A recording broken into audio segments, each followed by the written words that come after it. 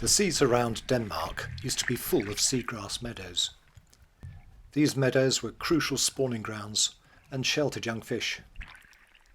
They filled the seawater with oxygen while drawing down carbon dioxide into their leaves and their roots, into the sea floor and out of harm's way.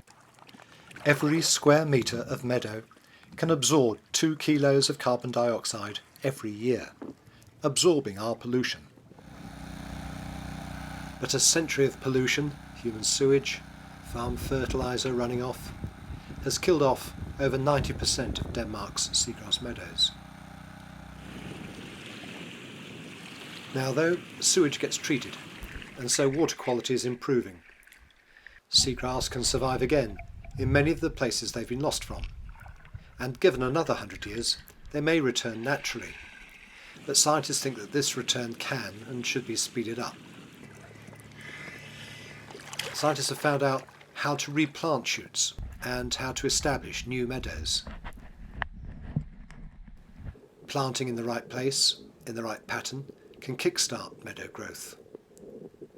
In one example, planting an initial 15,000 shoots grew over 1 million new shoots within 2 years. Scientists are still finding the best way to re-establish this vital ecosystem, this rich habitat. And that's why the Velux Foundation is funding Danish scientists to restore seagrass meadows, to restore the fisheries, and to draw down carbon dioxide.